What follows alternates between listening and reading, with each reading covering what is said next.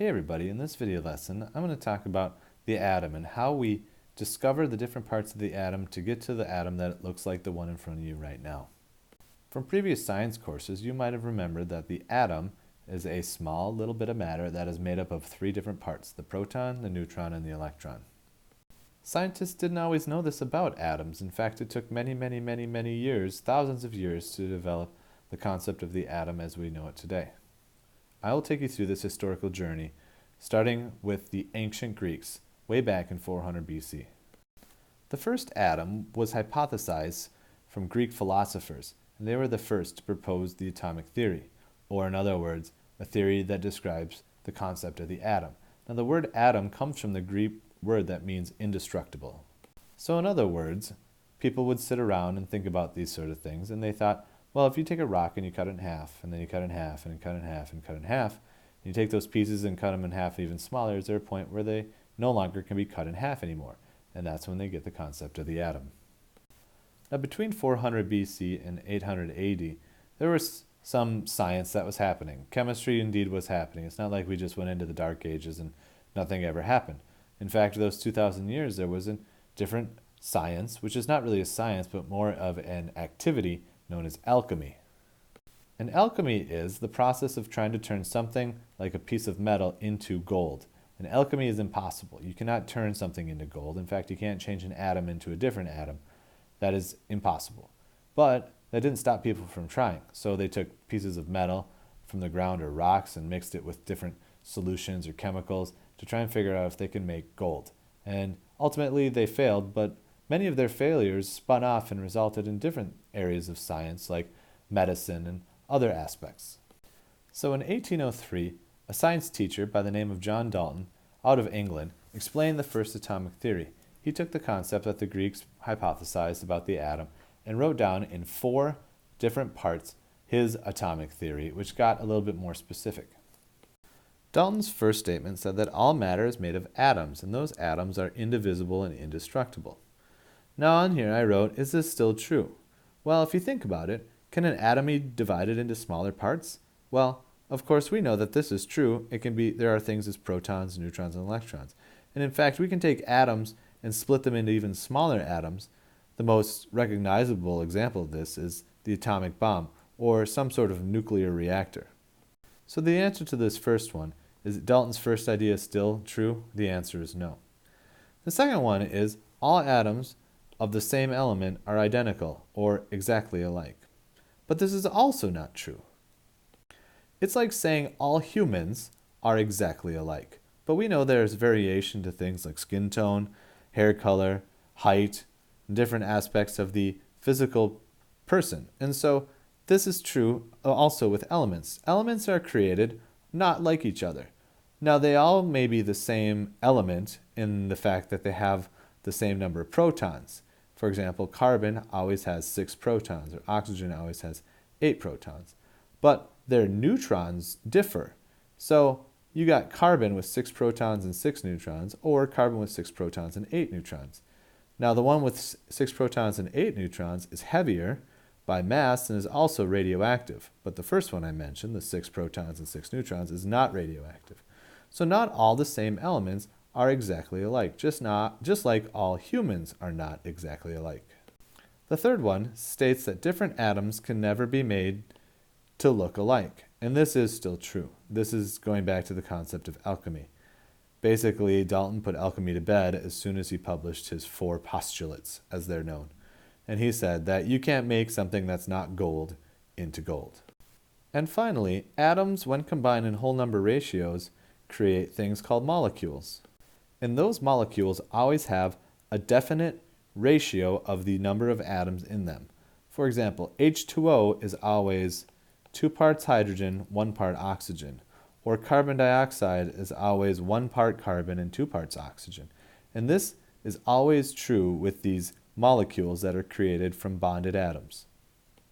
So of Dalton's 4 postulates, the first 2 are both not true as we know science today. But the last 2 still are considered to be scientific fact. Now fast forward approximately 100 years and we get to the year of 1897. And a scientist by the name of J.J. Thompson did some experiments with a tube that ran electricity through the middle of it.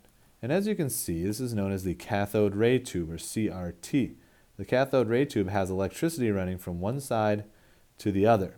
And when Thompson put a bar magnet next to the beam of electrons, he noticed that the beam of electrons bent. The beam of electrons was effectively changed by a magnetic field. And since he put the positive end of the magnet next to the beam of light, and the beam of light bent in towards the positive, he said, well, opposites attract, so this beam of light must be negatively charged particles. So let's do a quick illustration here. Up until this point, the concept of the atom was just sphere of material. So this atom could have represented copper atoms or iron atoms, and the copper and iron were just spheres of copper and atom that kind of stuck together to make a solid. Now they were so small that you couldn't see them, because you break it apart, it's the smallest possible. But now we can get to Thomson's concept, said this atom must have a negative component to it in order to be able to bend in towards the positive side of a magnet. So Thompson hypothesized that an atom must be a sphere with these negative charges embedded into the surface of the sphere. But because the atom overall has a neutral charge, that means that it doesn't have a positive or negative charge overall, but it has negative components. That must mean that the other parts of the atom that are not part of the negative parts are positive parts. And so he said that he called this the plum pudding model, which is an old-fashioned food. But back in the day, there was pudding. Imagine pudding, and you drop some plums into it, and you've got this globby, gelatinous stuff, and that's what Thompson thought an atom would look like. He said it was like a cup of pudding with some fruit that is floating around inside of it. I like to think of it as cookie dough, where the negative is the chocolate chips, and the dough itself is the positively charged matter. But this model of the atom didn't stick around very long, because we discovered the proton next. The scientist responsible for discovering the proton is Ernest Rutherford. Ernest Rutherford also was an English scientist out of Manchester, England. He devised a very, very important and very useful experiment to help prove that the protons exist, and furthermore that the protons exist in a very dense nucleus. Here is a picture of how that experiment was carried out. First of all, the experiment had something that was able to shoot particles out of it. And those particles were shot in a specific direction, almost like a laser beam. And the laser beam traveled towards a very thin piece of gold foil. Now up here in this picture you can see a side view of what the gold foil would look like. It was pounded so thin that it was only a few atoms thick. Now the advantage of gold is that you can pound it very, very thin and still hold a relatively strong structure, although it was fairly flimsy. Now Rutherford knew his particles coming out of this little shooter was very, very small, and they're very, very likely going to pass right through and onto the other side. And in fact, as you see right here, most of the particles did go straight through and onto the other side. This green strip that is circling the experiment is actually a sensor that picks up contact of those alpha particles.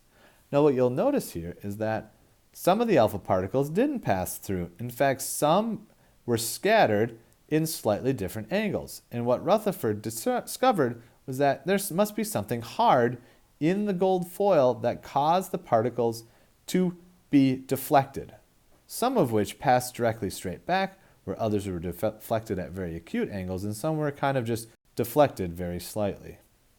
Rutherford's experiments drew some pretty large conclusions about what the atom looks like. First of all, he noted that because most of the particles pass right through the gold foil, that the atom is mostly empty space. But the fact that some of the particles did deflect is evidence that there is a nucleus in the middle of an atom. Now, furthermore, that nucleus contains all the positive charges of the atom and none of the negative charges. And all the mass must be in the nucleus as well, but only a small fraction of the volume. This first bullet point and this last bullet point kind of go together. The atom is mostly empty space with only a small fraction of the volume being in the nucleus. So Rutherford's model of the atom spread out from what Thompson had. Thompson had a positive matrix with negative charges embedded into it, but Rutherford spread the electrons way, way, way far away from the positive center. And so the nucleus here, and notice they're all the same color because they're all protons. He did not know about neutrons until much, much later. In fact, a few years later. So not so much, but still later. So at Rutherford's discovery, there is a dense nucleus with positive charges and a negatively charged electron cloud, which means that the atom is made up of mostly empty space. In fact, if you take out all of the empty space of the atoms that make up a human body, you would shrink down to the size of a grain of sand, although you would still have the same mass and the same weight as you do right now. That's how much empty space there really is in an atom. So with discoveries of the nucleus and the protons and later the neutrons, we now have a modern atom that looks like this. Now we're not going to talk about the discovery of the neutron very much, if at all, but we just know that it eventually was discovered and is part of the nucleus. So here's all the mass. The nucleus is where all the protons and neutrons are located, and the electrons float around in space outside of the nucleus. Well, that takes care of this video lesson. Thanks for listening.